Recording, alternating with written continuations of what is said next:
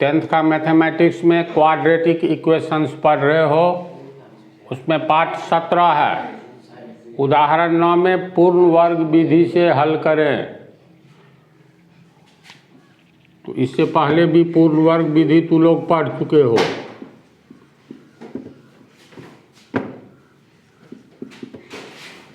Four x square plus 3x plus 5 बराबर 0।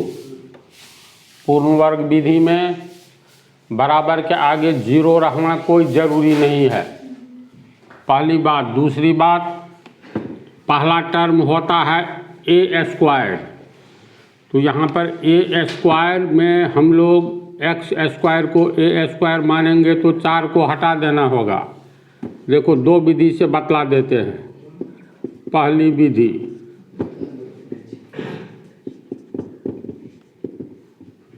Four x square plus 3x plus 5 बराबर 0। तो पहला पद क्या होता है? ए स्क्वायर होता है, तो ए स्क्वायर के जगह पर 4x स्क्वायर है, इसीलिए ए बराबर √4x स्क्वायर, 4 का वर्गमूल 2, एक्स स्क्वायर का x, तो ए बराबर 2x हुआ।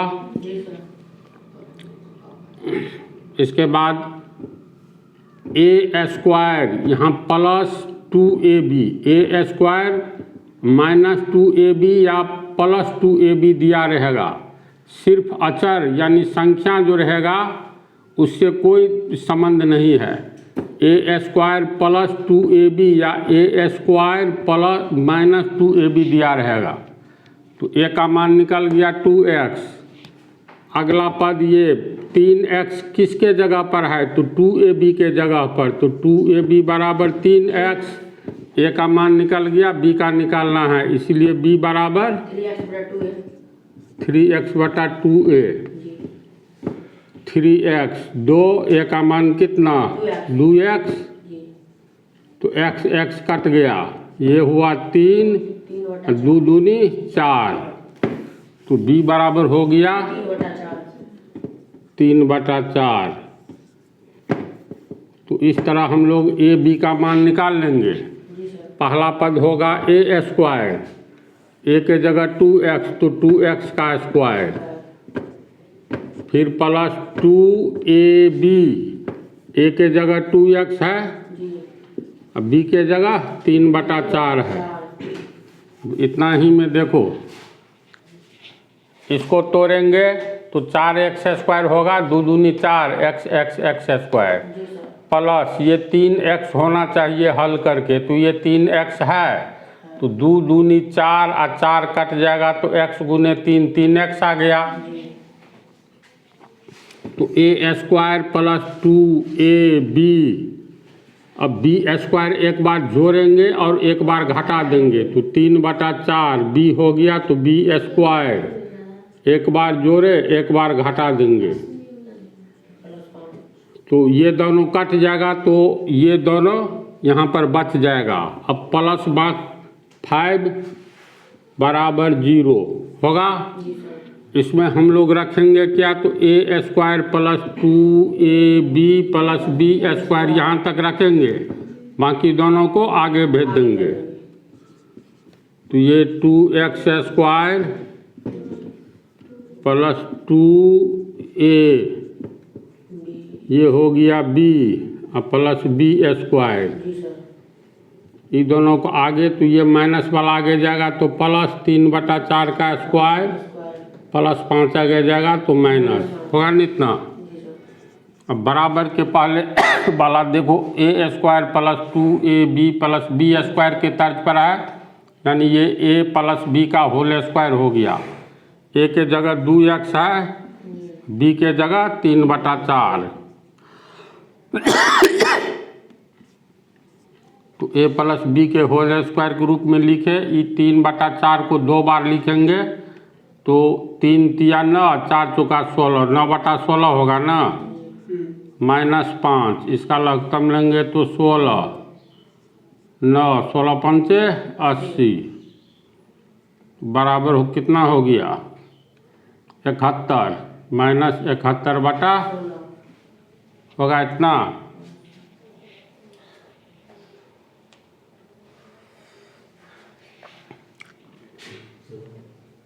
इसलिए मतलब ये हुआ 2x + 3/4 का होल स्क्वायर बराबर -71/16। इसलिए 2x + 3/4 बराबर रूट प्लस माइनस 71/16। ये बोलो इसका मान निकलेगा? नहीं निकलेगा, ये काल्पनिक संख्या आ गया है। काल्पनिक मान निकलेगा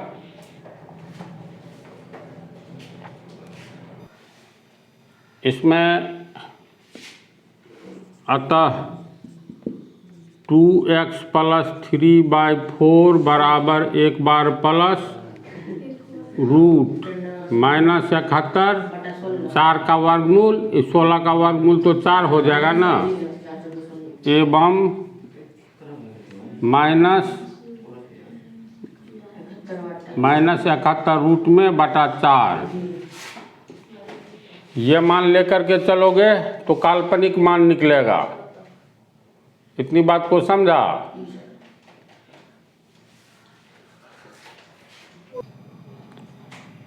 देखो यहाँ पर ये लिख देना है 2x + 3/4 का वास्तविक मान नहीं निकलता है, काल्पनिक मान निकलता है।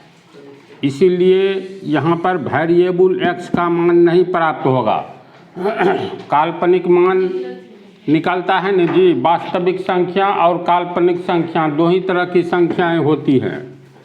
तो अगर हम लोगों को कहीं पर ये आवे x² बराबर -5 है तो x का मान निकलेगा? नहीं निकलेगा, काल्पनिक मान निकलेगा। इसलिए x बराबर प्लस माइनस रूट के भीतर -5 होगा।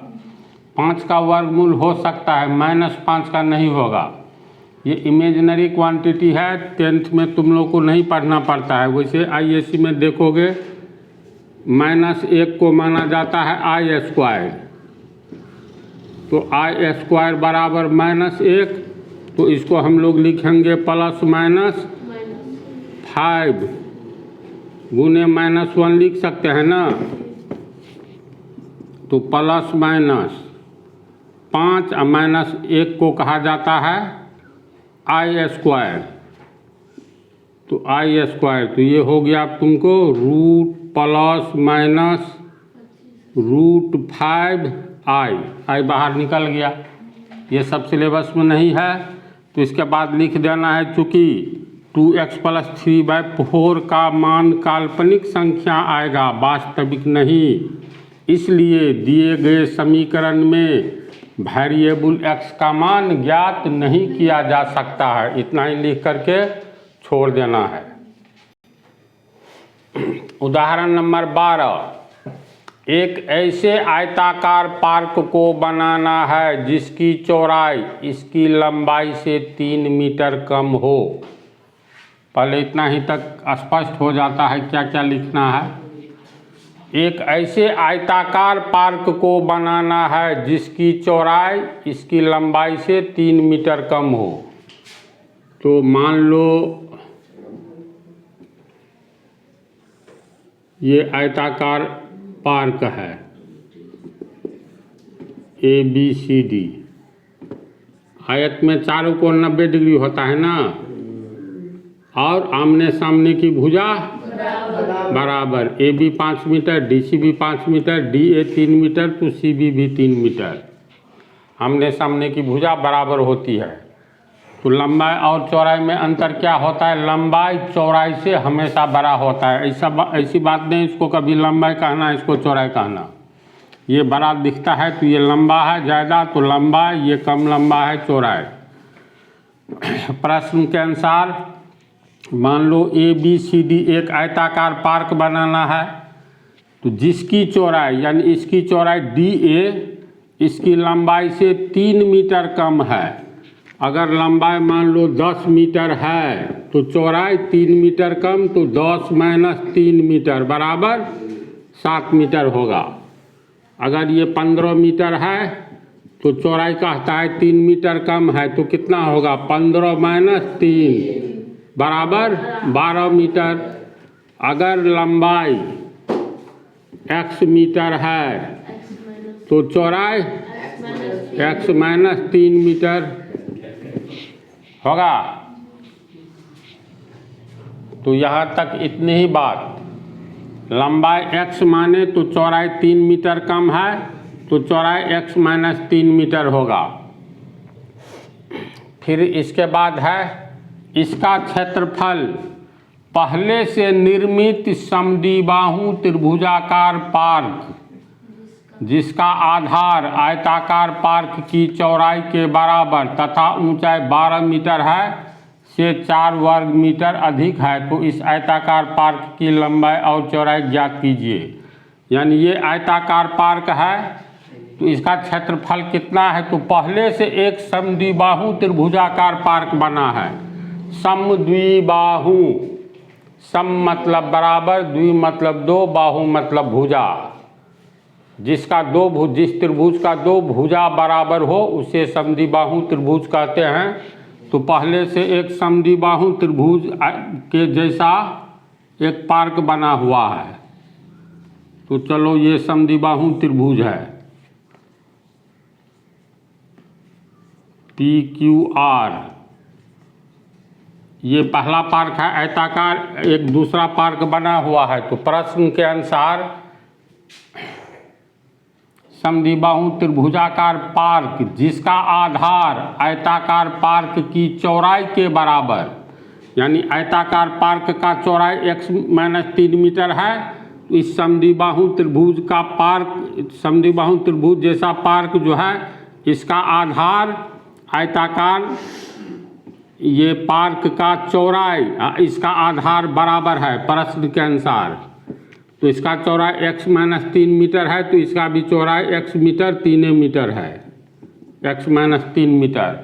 फिर इसका ऊंचाई कहता है तथा ऊंचाई 12 मीटर है, तो ये O मान लिए, PO ऊंचाई हुआ हाइट, ये हो गया 12 मीटर। तो इसका क्षेत्रफल इसके क्षेत्रफल से 4 वर्ग मीटर अधिक है। देखो दिया हुआ है 4 वर्ग मीटर अधिक है। क्या अधिक है, तो त्रिभुजाकार पार्क। यहाँ से देखो इसका क्षेत्रफल यानी आयताकार पार्क का क्षेत्रफल पहले से निर्मित समद्विबाहु त्रिभुजाकार पार्क जिसका आधार आयताकार पार्क की चौड़ाई के बराबर, आयताकार पार्क के चौड़ाई के बराबर इसका आधार तथा ऊंचाई 12 मीटर है, ऊंचाई 12 मीटर से 4 वर्ग मीटर अधिक है। यानी इसका क्षेत्रफल इसके क्षेत्रफल से 4 वर्ग मीटर अधिक है। तो आयताकार पार्क की लंबाई एवं चौड़ाई ज्ञात करें। क्वेश्चन को समझ गया ना। एक आयताकार पार्क है जिसकी चौड़ाई लंबाई से 3 मीटर कम है, तो लंबाई x मीटर तो चौड़ाई x माइनस 3 मीटर। एक पहले से समद्विबाहु त्रिभुज के आकार का पार्क बना हुआ है जिसका आधार आयताकार पार्क के चौड़ाई के बराबर है, तो ये x माइनस 3 है, तो ये भी x माइनस 3। ऊंचाई दिया है 12 मीटर। फिर कहता इस आयताकार पार्क का क्षेत्रफल त्रिभुजाकार पार्क के क्षेत्रफल से 4 वर्ग मीटर अधिक है। तो प्रश्न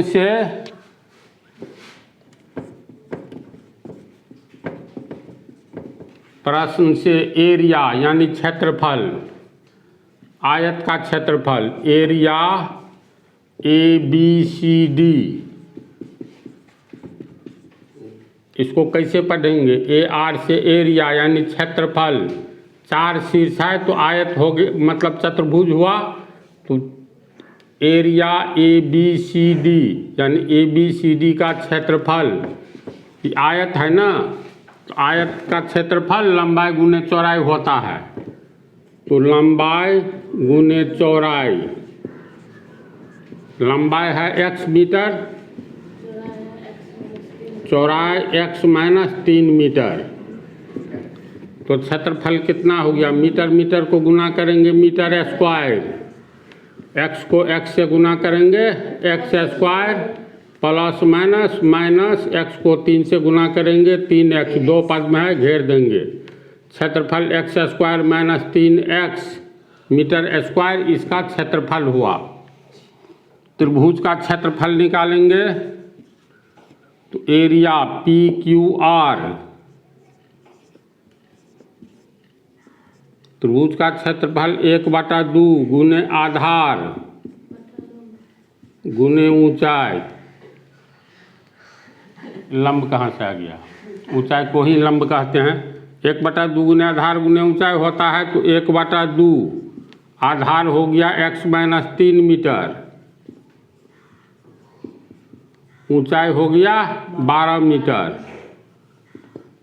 तो 2 2 2 छक्के 12 कटेगा, इधर हो गया x माइनस 3 मीटर गुने 6 मीटर। तो मीटर मीटर को गुना करेंगे मीटर स्क्वायर, 6 को x से गुना करेंगे 6x, माइनस 3 को 6 से गुना करेंगे minus 18, 6x minus 18 metre square, इसका क्षेत्रफल हुआ। होगा ना? तो त्रिभुज का क्षेत्रफल और आयत का भी क्षेत्रफल निकल गया। आयत का हो गया x स्क्वायर माइनस 3x वर्ग मीटर, और इसका हो गया एरिया PQR, ये हुआ ना 6x माइनस 18 वर्ग मीटर। बोलो यहाँ तक समझ गया? प्रश्न में कह रहा है आयताकार पार्क का क्षेत्रफल कितना अधिक है त्रिभुजाकार पार्क से? तो देखो 4 वर्ग मीटर अधिक है। तो लिखेंगे पुनः प्रश्न से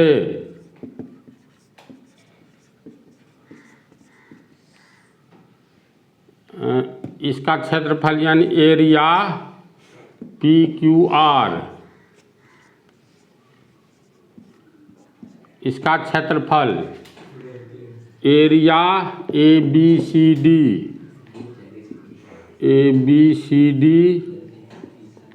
के क्षेत्रफल से।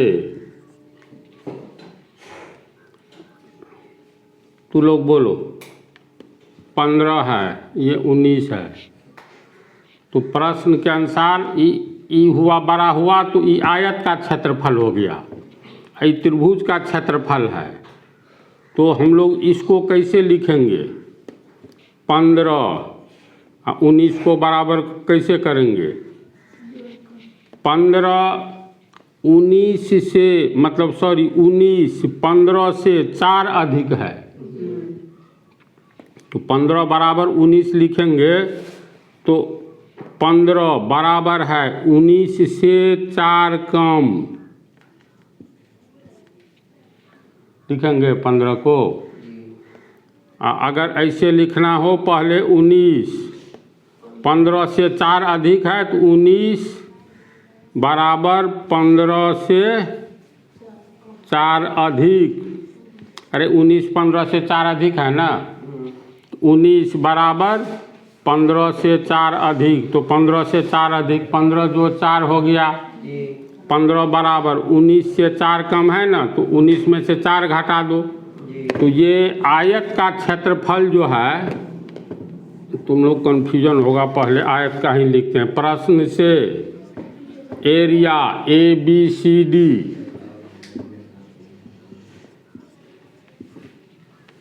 त्रिभुज के क्षेत्रफल से 4 मीटर अधिक है, तो एरिया PQR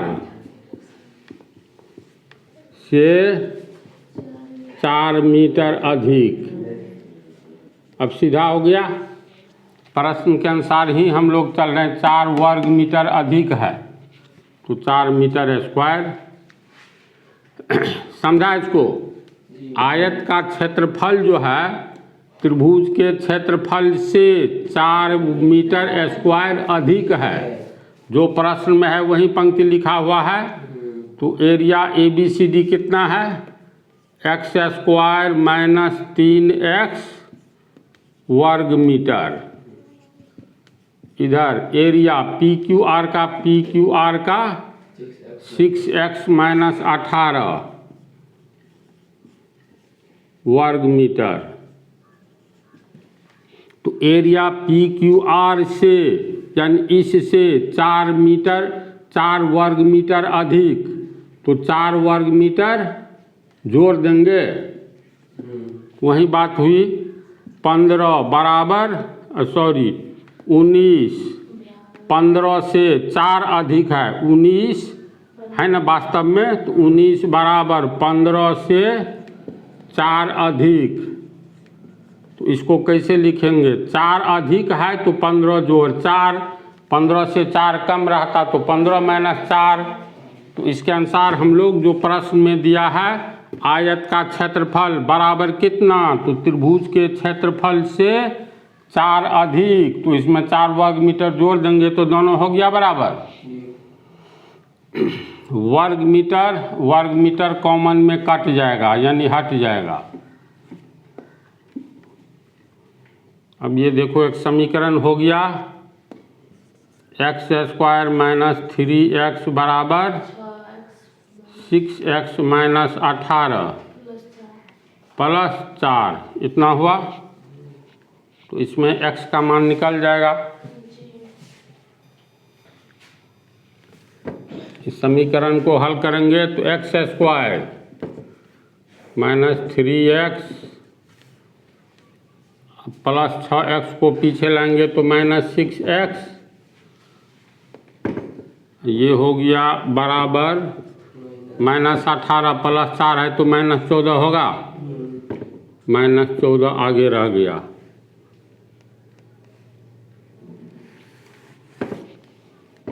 ये हो गया फिर x² माइनस 9x, 14 को इधर लेंगे तो, या चलो आगे में रहने देंगे तो पूर्ण वर्ग विधि पीछे ही लो, प्लस 14 होगा बराबर 0। इसमें ये नहीं दिया है जो पूर्ण वर्ग विधि से बनाइए या गुणनखंड विधि से बनाइए या द्विघाती सूत्र से, 3 तरीका में से जो भी अपनाओगे अपना सकते हो। गुणनखंड विधि वैसे अपनाएंगे तो x² 14 को गुना करेंगे 14x², तो बीच वाला को कैसे तोड़ेंगे, 5 और 4 9, नहीं 7 दूनी 14, यानी माइनस 7x माइनस 2x को जोड़ेंगे तो माइनस 9x, गुना करेंगे माइनस माइनस प्लस, 7 दूनी 14 x² आ गया, प्लस 14 बराबर 0। x कॉमन ले लेंगे तो इसमें x बचा, यहाँ 7 बचा, यहाँ पर x माइनस 7 होगा बराबर 0। कोष्ठ को तोड़ना है तो ये दोनों आना चाहिए, यहाँ x है यहाँ x है, तो माइनस 2 है तो माइनस 2 से गुना कर दो, माइनस प्लस माइनस 2 को x से गुना किए 2x, माइनस माइनस प्लस 2 सत्ते 14 होगा ना। अब इसमें x माइनस 7 कॉमन में आ गया, x माइनस 7 इसमें से निकला तो x बचा, इसमें से निकला तो माइनस 2 बचा बराबर 0। अगर इसको हम लोग रखते हैं तो x माइनस 7 को रखेंगे तो बराबर के आगे शून्य के नीचे x माइनस 2 जाएगा बराबर 0, इसीलिए x बराबर 0 प्लस 7 यानी 7, x का एक मान आया 7। अगर मान लो x माइनस 2 को रखते हैं तो x माइनस 2 बराबर 0 बटा x माइनस 7 बराबर 0, इसीलिए x बराबर 0 प्लस 2 यानी x बराबर 2, यानी 7 और 2 मान आया। अब इसमें से कौन सा मान लागू होगा, यहाँ पर थोड़ा विवेक से काम लेना है। बोलो, आंसर तो दोनों सही है लेकिन हिसाब के लिए कौन सा आंसर सही होगा, क्यों? अगर आयत का लंबाई ये 7 मीटर है, x का मान हम लोग 7 ले तो 7 मीटर हुआ, तो चौड़ाई कितना होगा, चौड़ाई होगा x माइनस 3, यानी x का मान 7 में से 3 गया 4 मीटर होगा ना। चलो अगर 2 लेते हैं तो लंबाई हो गया 2 मीटर, तो चौड़ाई कितना होना चाहिए? 3 मीटर कम, x माइनस 3 यानी 2 माइनस 3 मीटर।